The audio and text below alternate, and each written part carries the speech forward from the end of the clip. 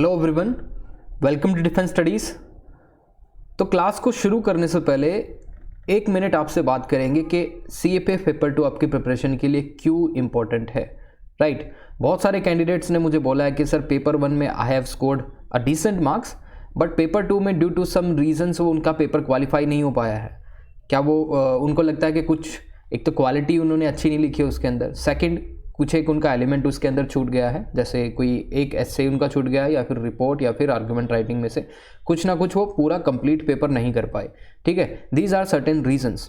और एक रीज़न ये भी है कि सर कैसे पढ़े, क्या न्यूज़पेपर को कहाँ से कवर करें, किस तरह से इसको इस पेपर 2 को अप्रोच करें, बिकॉज इट्स अ बॉटमलेस सी।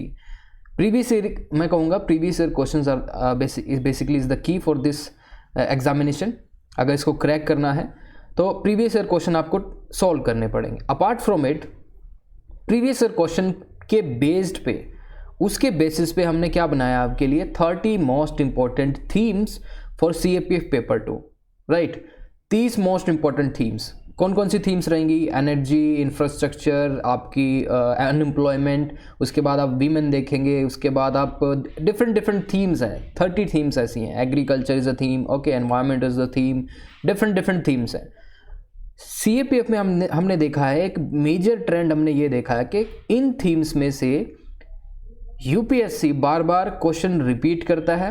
भले ही थीम सेम रहती है बट रीफ्रेज करके इसको आपके सामने लेके आता है। ठीक है, तो रीफ्रेज करता है, आपके सामने थीम सेम रहती है। If you are intelligent enough, अगर आप ये 30 थीम्स को कर लेंगे, आपके पास डेटा, फैक्ट्स, फिगर, कॉन्सेप्ट, इसकी कमी नहीं रहेगी। कमी सिर्फ इस चीज़ की रहेगी, नरेशन की, प्रैक्टिस की। उसके बाद आप कोई भी टेस्ट सीरीज ज्वाइन कर सकते हैं जहाँ पे आपको प्रैक्टिस करनी हो। ठीक है, तो बस प्रैक्टिस वहाँ पे करिएगा जहाँ पे आपको एक क्वालिटी क्वेश्चंस मिलते हो। ये नहीं डायरेक्ट मतलब क्लोज एंडेड क्वेश्चन आपको मिले। ठीक है, व्हाट इज़ टेररिज्म, ऐसे करके कोई आपसे पूछे, नक्सलिज्म क्या है, ये पूछे, ये क्वेश्चन नहीं आते आज के टाइम में।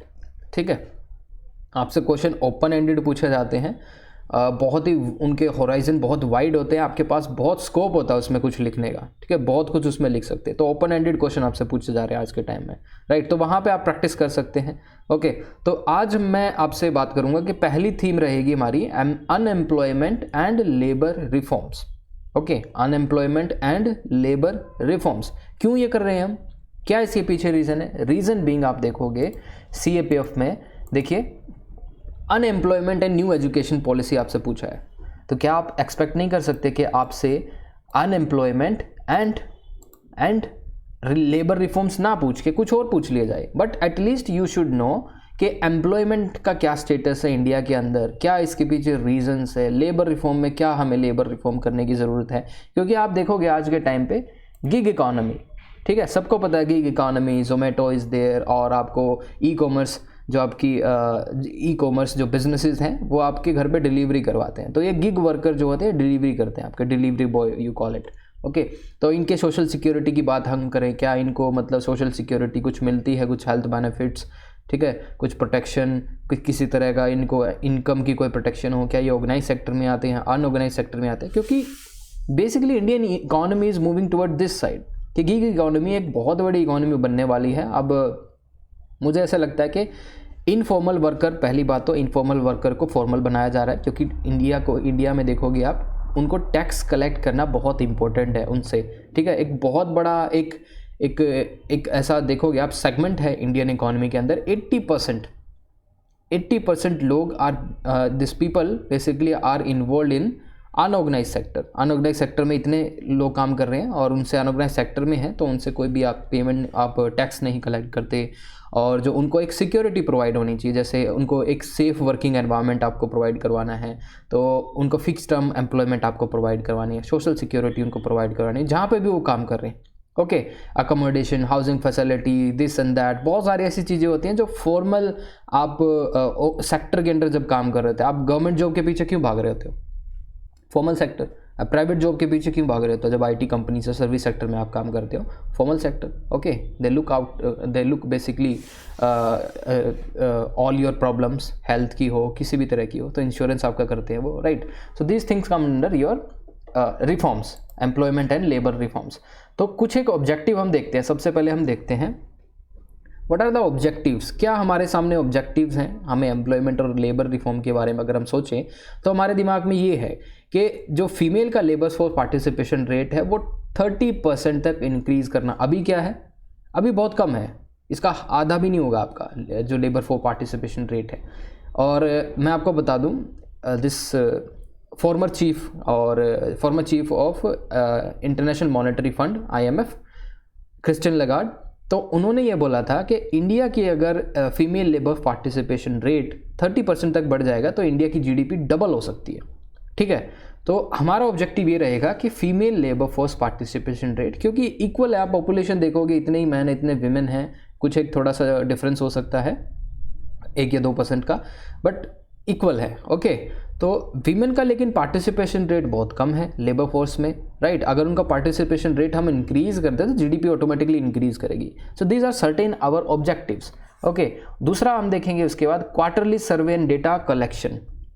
क्वार्टरली सर्वे क्यों हमें ज़रूरत पड़ती है, हम बार बार करते हैं, जैसे आप देखोगे we keep on basically measuring the inflation in the country, we keep on measuring the unemployment. कौन करता है मेजर? पहले तो आप देखोगे NSSO के सर्वे भी होते थे, उसके बाद आप देखोगे there are certain private organisation like centre for monitoring of Indian economy CMIE करके, ठीक है। तो इस तरह की सभी चीज़ें क्या करती हैं, ये मॉनिटरिंग करती है इंडियन इकोनॉमी को। तो क्वार्टरली सर्वे इज़ इंपॉर्टेंट। आप एग्रीकल्चर सर्वे करवाते हो कि एग्रीकल्चर के अंदर कितनी ग्रोथ है, उसके बाद आप देखोगे रूरल एरियाज़ के अंदर क्या स्लो डाउन हुआ है in terms of consumption or not, unemployment rate क्या है, ये सभी चीज़ें। तो क्वार्टरली सर्वे इज़ देयर। आप इंडेक्स ऑफ इंडस्ट्रियल प्रोडक्शन भी आप निकालते हो IIP करके, जिसमें there are certain I think 8 to 10 characteristics, और उसमें आप देखोगे सेक्टर्स हैं जो डिवाइडेड हैं, उसमें आप देखोगे cement, fertilisers, okay, steel industries, coal, ये सभी चीज़ों का आप उसमें क्या करते हो, उसको कलेक्टिवली स्टडी करते हो आप, राइट। तो इंडेक्स ऑफ इंडस्ट्रियल प्रोडक्शन, तो ये सभी चीज़ें आपकी quarterly survey and data collection के अंदर आपका आता है। तो ये हमारे ऑब्जेक्टिव है, इन सभी चीज़ों को डेटा कलेक्शन हमें बहुत ज़्यादा बढ़ाना है। तो data is the new oil, आप सभी जानते हो कि data is the new oil. Without data आप एक अच्छी पॉलिसी नहीं बना सकते, राइट। उसके बाद तीसरा ऑब्जेक्टिव हमारा रहता है कि फॉर्मलाइजेशन ऑफ लेबर। लेबर का फॉर्मलाइजेशन करना बहुत इंपॉर्टेंट है आज के टाइम में। दूसरा ईज़ ऑफ डूइंग बिजनेस, तीसरा सोशल सिक्योरिटी। तीनों चीज़ें हम बहुत अच्छे से डिस्कस करेंगे, लेकिन हमें पता होना चाहिए कि इस पर्टिकुलर लेक्चर के ऑब्जेक्टिव्स क्या है, क्या हम इसमें स्टडी करेंगे। लेबर फोर्स, जो female labour force participation rate है वो इंक्रीज होना चाहिए। क्वार्टरली सर्वे और डेटा कलेक्शन इंपॉर्टेंट है। Formalisation of labour, ease of doing business, index भी है, ठीक है। सोशल सिक्योरिटी लाइक हेल्थ, और उसके बाद pension, right, this type of security. और जो सेफ्टी ऑफ टेन्योर और फिक्स टर्म एम्प्लॉयमेंट, ये भी आपका सोशल सिक्योरिटी के अंदर आता है। Now what is the current situation in the country. Current situation देखें तो वर्कफोर्स हमारी 52 करोड़ है, उसमें से 49% are basically engage in agriculture sector, and out of it 15% contributed to the GDP। अगर हमारी आउट ऑफ 52 करोड़, इसमें से 49% जो एग्रीकल्चर के अंदर वो इन्वॉल्व है जो वर्कफोर्स, वो सिर्फ 15% कंट्रीब्यूट कर रही है GDP को, राइट। तो कितना आप देखोगे स्क्यूड है, राइट। कितनी आप देखोगे एसिमेट्री है इन टर्म्स ऑफ कंट्रीब्यूशन। ज़्यादा आप देखोगे इंक्लिनेशन सर्विस सेक्टर के ऊपर है। सर्विस सेक्टर में अराउंड 15% लोग इसमें इन्वॉल्व है, they are contributing around 16% to the GDP, ठीक है। उसके बाद चाइना का एग्जांपल देखें, चाइना में जैसे 29% एम्प्लॉयमेंट इन एग्रीकल्चर सेक्टर। तो ये बहुत इंपॉर्टेंट चीज़ है। क्यों हम सोचते हैं कि ज़्यादा लोग एग्रीकल्चर में इन्वॉल्व होंगे तो उसमें हमारे लिए प्रॉब्लम हो सकती है। यस, प्रॉब्लम हो सकती है, क्योंकि एग्रीकल्चर में आप देखोगे they are only contributing 15% to the GDP, right. और आने वाले टाइम पे भी आप देखोगे कि एग्रीकल्चर का टाइम नहीं है, this is a time of service sector. आपको कटिंग एज टेक्नोलॉजी, आपको रिसर्च करने की ज़रूरत है, आपको इंडस्ट्रीज़ के अंदर कुछ ना कुछ, 4th इंडस्ट्रियल रेवोल्यूशन का टाइम है, आर्टिफिशियल इंटेलिजेंस, ऑटोमेशन, बहुत सारे ऐसी चीज़ों का टाइम है आज के टाइम पे। तो एग्रीकल्चर में इतनी बड़ी वर्कफोर्स की ज़रूरत नहीं है, क्योंकि इंडिया में आप पहले ही देखोगे, इंडिया में प्रॉब्लम ये है कि यहाँ पे डिस्गाइज्ड अनएम्प्लॉयमेंट है और अंडर एम्प्लॉयमेंट है। Engineers are doing the work of a clerk, PN, okay. तो ये अंडर एम्प्लॉयमेंट हो गया। डिस्गाइज एम्प्लॉयमेंट का मतलब है जो बहुत सारे लोग किस में इन्वॉल्व हैं, एग्रीकल्चर सेक्टर्स के अंदर। एक फैमिली में आप देखोगे 10 से 12 लोग एक छोटे से फार्म लैंड को क्या कर रहे हैं, कल्टीवेट कर रहे हैं, राइट। सो इसमें आपको ये नहीं दिख रहा कि इसमें डिस्गाइज्ड अनएम्प्लॉयमेंट है, सिर्फ उस जो पर्टिकुलर फार्म है उसको हैंडल करने के लिए 2 या 3 लोगों की ज़रूरत है, बट यहाँ पे 10 से 12 लोग उसमें काम कर रहे हैं, तो डिस्गाइज्ड अनएम्प्लॉयमेंट है। ओके। उसके बाद देखते हैं करंट सिचुएशन की बात करें तो we need 8 million job creation annually हमें 8 मिलियन जॉब, ठीक है, ये ज़रूरी है। 80 लाख जॉब हमें चाहिए एनुअली अगर हमें सस्टेन करना है। नीति आयोग की रिपोर्ट है भाई। हर साल आप देखोगे एनुअली आई थिंक और मंथली के 10 लाख लोग मार्केट में एंटर कर रहे हैं, 10 लाख स्टूडेंट, ठीक है, पास आउट होके हर मंथ में, ठीक है। तो ये नीति आयोग की रिपोर्ट है। अगर हम इतनी जॉब क्रिएट नहीं कर पाए तो इंडिया के अंदर यू विल सी कि इंडिया के अंदर एक बहुत बड़ा अनएम्प्लॉयमेंट, एक डिज़ास्टर आने वाला है। अगर हमने इसको, इस पोटेंशियल को जल्दी से एब्जॉर्ब नहीं किया तो ये आने वाले टाइम में हमारे लिए प्रॉब्लम क्रिएट कर सकता है। तो demographic dividend can become a demographic nightmare और डिजास्टर, राइट। उसके बाद आप देखेंगे informal sector 85% of all workers. तो इनफॉर्मल सेक्टर 85% है, जो मैंने बात की थी कि 52% जो 50 करोड़ हमारे यहाँ पर जो वर्कफोर्स है उसमें से 85% जो लोग हैं इनफॉर्मल सेक्टर में काम करते हैं। फोर्थ हम देखेंगे declining labour force participation rate, 23% है हमारा labour force participation rate, China का 61% है। ओके, अब हम बात करते हैं लेबर रिफॉर्म्स की, लेबर ओवरहॉल, क्या उसके फ़ायदे हो सकते हैं, क्या उसके नुकसान हो सकते हैं। देखिए, सबसे पहले हम प्रोज की बात करेंगे। अगर हम लेबर रिफॉर्म करते हैं, क्या लेबर रिफॉर्म से मतलब क्या है? लेबर रिफॉर्म से मतलब है, लेबर रिफॉर्म से आपको इन टर्म्स ऑफ हम कोडिफाई करना चाहते हैं लेबर लॉज को, लेबर लॉज को हम कोडिफाई करना चाहते हैं। किस तरह से आप कोडिफाई करोगे? कोडिफाई का मतलब हो गया कि उनके जो हेल्थ और प्लस उनकी जो वर्किंग कंडीशन है उसके लिए अलग कोडिफिकेशन हो गया, इंडस्ट्रियल डिस्प्यूट्स के लिए अलग कोडिफिकेशन हो गया, ठीक है। तो इस तरह से देयर आर 4 बिल्स, उनको क्या है, कोडिफाई करने की ज़रूरत है।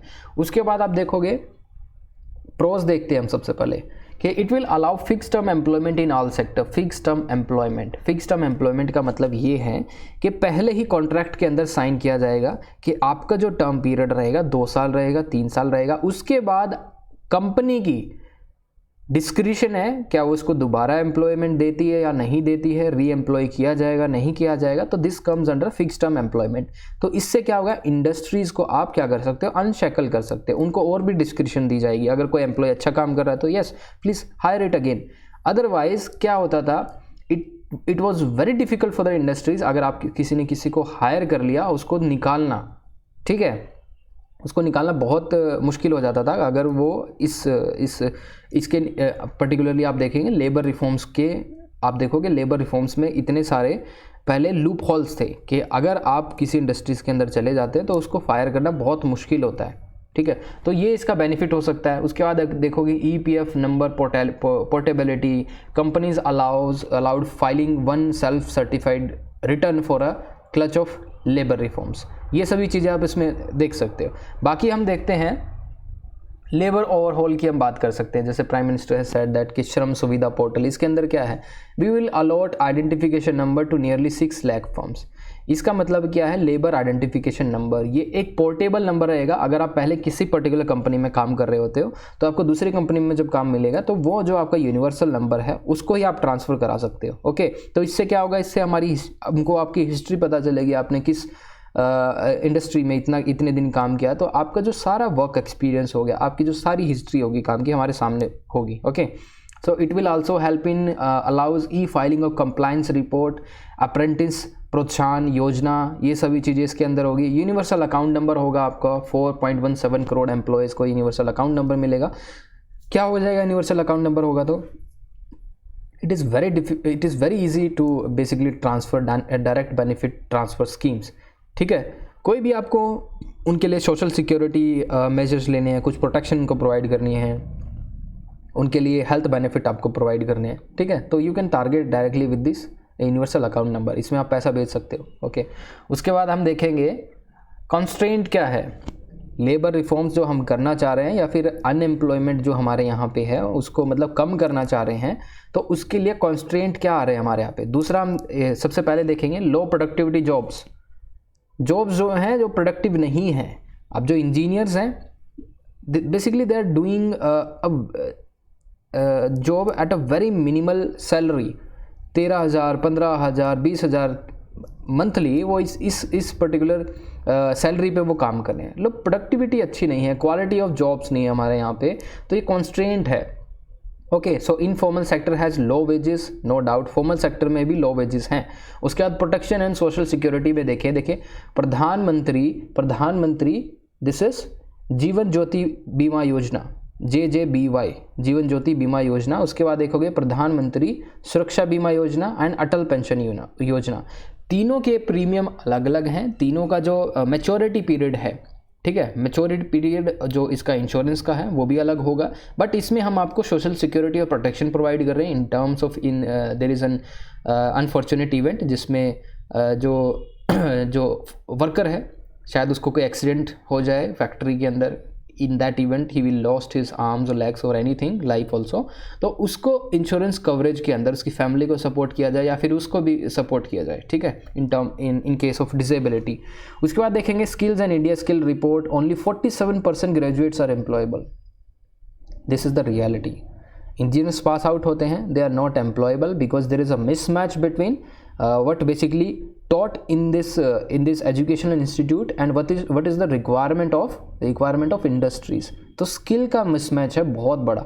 47% ग्रेजुएट्स आर एम्प्लॉयबल। उसके बाद एम्प्लॉयमेंट डेटा लैकिंग का मतलब है किस किस को एम्प्लॉयमेंट मिल गई इन इनफॉर्मल सेक्टर। इसीलिए आप देखोगे ई श्रम अब मिनिस्ट्री ऑफ लेबर ने शुरू किया है, ठीक है, उसके अंदर ई श्रम पोर्टल पे सबको रजिस्टर करना ज़रूरी है। अगर कोई रजिस्टर करेगा तो गवर्नमेंट कैन डायरेक्टली अप्रोच, उनको बता सकते हैं कि इस एरिया में काम है, आप यहाँ पे जाके अप्रोच कर सकते हो। ई श्रम पॉलिसी बनाना बहुत आसान हो जाएगा हमारे लिए। अब 5th पॉइंट है complexity of labour laws. Labour laws बहुत ही ज़्यादा कॉम्प्लेक्स हैं, दिस कोडिफाइड नहीं है। कोडिफाइड का मतलब है आप उससे जो पावर ड्राइव करना चाहते हैं, मतलब हर एक चीज़ आपस में इंटरलिंक नहीं है, ठीक है, मल्टीप्लिसिटी है और इसमें आप देखोगे वेगनेस है, तो कोडिफाइड नहीं है। Complexity of labour laws, wages के ऊपर पर्टिकुलर लॉ नहीं है, इंडस्ट्रियल डिस्प्यूट्स के ऊपर नहीं है। उसके बाद एनवायरमेंटल और वर्किंग कंडीशन के ऊपर लेबर रिफॉर्म्स नहीं है, ठीक है, तो ये सभी कॉम्प्लेक्सिटी है लेबर लॉज के ऊपर, तो हम इसको कोडिफाइड करने की बात करें। उसके बाद हम देखेंगे स्किल फॉरवर्ड, और दिस वे फॉरवर्ड में हम देखेंगे स्किल डेवलपमेंट। सबसे पहले स्किल डेवलपमेंट के अंदर क्या है, स्किल डेवलपमेंट में हम बार we time and again mention के skill India mission, made in India, ठीक है, इन सभी चीज़ों पे हम फोकस कर रहे हैं, नो डाउट अबाउट इट। तो लेबर मार्केट इंफॉर्मेशन सिस्टम होना चाहिए, identify skill gaps, we need to identify what is the requirement of the industries, और वो रिक्वायरमेंट के according we need to teach that particular vocational course भी हम उसको बना सकते हैं, और जो रिक्वायरमेंट है इंडस्ट्रीज की that should be taught in the this educational institute. Apprentice programme हो सकता है, अप्रेंटिसशिप प्रोग्राम हो सकता है जिसमें हम ट्रेनिंग देते हैं, और ट्रेनिंग के दौरान भी क्या है, पेमेंट उनको देगा सरकार, ठीक है, 5,000, 7,000, 10,000 जो भी है ड्यूरिंग ट्रेनिंग टाइम ऑल्सो, तो उनको वो मिलेगा। स्किल डेवलपमेंट एनहांस करने की ज़रूरत है। उसके बाद आप देखोगे labour reform, okay, labour reform जो मैंने आपको बोल दिया कि 4 जो आपके बिल है लेबर लॉ के, उनको कोडिफाई करने की ज़रूरत है। उसके बाद enhance female labour participation rate, जो मैंने आपको बोला था कि फीमेल की पार्टिसिपेशन रेट बहुत कम है, we need to increase it by 30% तक इंक्रीज़ करना होगा। कैसे वो हो सकता है, एक तो पहला कि वीमेन, आपको पता है कि women during pregnancy they leave that particular job, ठीक है, उसको बाकी फिर 2 साल या फिर 3 साल के बाद वर्क फोर्स में दोबारा आना that is very difficult for her. इसीलिए गवर्नमेंट ने क्या प्रोविज़न किया है, मैटरनिटी बेनिफिट एक्ट, इसमें 26 वीक्स की आप क्या ले सकते हो, लीव ले सकते हो, और जो इंडस्ट्री है और जो कंपनी है आपको पे करेगी 26 हफ्तों की फ़ीस के लिए, ठीक है, 26 हफ्तों के लिए आपको पे भी करेगी वो, तो ठीक है, तो 6 महीने के लिए अगर आप ड्यूरिंग प्रेगनेंसी कोई लीव लेते हैं तो आपके लिए कोई प्रॉब्लम नहीं होगी, ओके, दोबारा से आप क्या कर सकते हो, कंपनी को ज्वाइन कर सकते हो। दूसरा, अब जो वीमेन कई बार डिस्ट्रेस में आके ऐसा कुछ हो जाता है एट द वर्क प्लेस, तो sexual harassment act of women at the work place act भी है जिसमें उनको प्रोटेक्शन मिलेगी। उसके बाद स्किल ट्रेनिंग ऑफ वीमेन की ट्रेनिंग के लिए आप देखोगे सेपरेट प्रोविजन है, एंटरप्रेन्योरशिप प्रोग्राम फॉर वीमेन, ये भी है। उसके बाद देखेंगे इम्प्रूव डेटा कलेक्शन, दोबारा से जो डेटा कलेक्शन जो इंपॉर्टेंट है, पीरियोडिक लेबर फोर्स पार्टिसिपेशन, ये आपको कंडक्ट कराने पड़ेंगे सर्वे। उसके बाद आप देखोगे annual enterprise survey, that is important. Enterprise survey के अंडर क्या होगा कि हम सभी इकोनॉमिक के अंदर जो प्राइवेट सेक्टर्स हैं हमारी इकोनॉमी के अंदर, उनके हम फिज़िकली जाके वहाँ पे सर्वे करेंगे, उनको हम सर्वे के जो पैरामीटर्स हैं हम ये देखेंगे कि finance, corruption, infrastructure, performance measures, क्या उनके परफॉर्मेंस मेजर्स हैं। तो इस क्राइटेरिया के अंदर हम उनको क्या करेंगे, बेसिकली वहाँ पे हम सर्वे करने वाले हैं। उसके बाद आप देखोगे एडमिनिस्ट्रेटिव डेटा, जो आप देखोगे EPFO, ESIC, NPS, national pension scheme हो गया, employment state and this particular thing, and EPFO, employment provident fund organisation. इन सभी चीज़ों का आप देखोगे, यहाँ से हम एम्प्लॉयमेंट ट्रैक कर सकते हैं, ठीक है। It's an administrative data, very big data and very useful. Ease of doing business की बात करें तो एनकरेज फॉर्मलाइजेशन, इंक्रीज सेवरेंस पे। देखिए आपको इसमें सिर्फ याद क्या रखना है, ये चीज़ें, skill development, labour reforms, enhance female labor participation rate, improve data collection, ease of doing business, wages, working condition, social security। लेकिन कई बार क्या होता है, जो कैंडिडेट है, कुछ कैंडिडेट बहुत इनक्विजिट होते हैं, बहुत ही उनको मतलब जानने की क्यूरियोसिटी होती है, दैट इज़ वेरी गुड। तो उनको कई बार ये पता नहीं लगता कि improve data collection, what is data collection, ease of doing business, इससे क्या हो जाएगा, वेजेस बढ़ाने से कैसे आप वेजेस बढ़ा सकते हो, ठीक है। अगर वो थोड़ा ज़्यादा जानना चाहते हैं तो आप ये जो इसके साथ जो सब पॉइंट है ये आप रीड कर सकते हो, ठीक है। और बात रही आप अगर पेपर के अंदर लिखोगे तो आपको ब्रॉड हेडिंग डालनी है वहाँ पे, ठीक है, क्योंकि 300 वर्ड्स में आप इतना डिटेल में वहाँ पे नहीं लिख सकते। तो इस तरीके से आपको अप्रोच करना होगा, राइट। अब देखते हैं ease of doing business. Severance pay की क्या ज़रूरत है, क्या ज़रूरत है इंक्रीज इन सेवरेंस पे, मतलब at the time of resignation, और जब आपको ले ऑफ किया जाता है कंपनी से, ठीक है, तो आपको कुछ ना कुछ कंपनसेशन अमाउंट तो होना चाहिए, तो वो कंपनसेशन अमाउंट बढ़ाने की बात हो रही है। उसके बाद labour dispute resolution system firms, strengthen labour courts, timely आपके जो आपकी प्रॉब्लम्स है, ग्रीवेंसेस हैं, उनको एड्रेस करना होगा लेबर कोर्ट्स के अंडर। वेजेस क्या हो सकते हैं, नेशनल फ्लोर लेवल पे आपको मिनिमम वेजेस एटलीस्ट प्रोवाइड हों, आपको एक डिसेंट वेज प्रोवाइड हो। उसके बाद आधार अनेबल्ड पेमेंट फॉर ऑल, जिससे लीकेजेस कम हो सके। उसके बाद working condition and social security. आप देख सकते हो कि दिल्ली के अंदर बहुत सारी जो फायर वर्क्स, जो फैक्ट्रीज़ हैं वो ब्लास्ट हो जाती हैं, काफ़ी जगह आपने देखा होगा केसेस ऑफ फायर, ठीक है, in that the worker lost their life. Textile industries में आग लगी, 15 इसमें वर्कर मारे गए, इस तरह के आप न्यूज़ सुनते होंगे। तो working condition and social security is important. Occupational safety and health, registration of all establishment is mandatory, जो भी इंडस्ट्री काम कर रही है। और transparency in labour inspection system, online complaint आप उसमें फाइल कर सकते हो। सो this is all in this particular video. इसमें आपने जाना होगा कि एम्प्लॉयमेंट अभी प्रेजेंटली इंडिया के अंदर क्या स्टेटस है, लेबर रिफॉर्म्स की क्या ज़रूरत है जिससे हम एम्प्लॉयमेंट रेट बढ़ा सकें, फीमेल लेबर्स पार्टिसिपेशन बढ़ाने की ज़रूरत है। करंटली इंडिया के अंदर क्या रेट है लेबर फोर्स पार्टिसिपेशन का, चाइना से कंपैरिजन करोगे आप, इंपॉर्टेंट है। तो कोई भी चीज़ को आपको कंपैरिजन करना ज़रूरी है चाइना से, ओके।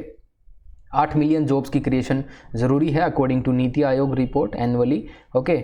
ये सभी चीज़ें आप इसमें कोट कर सकते हो। और कौन से कंस्ट्रेंट है हमारे लेबर फोर्स या फिर एम्प्लॉयमेंट जिससे हमारी नहीं ज़्यादा इंक्रीज़ हो रही है, these are the basic constraint, okay.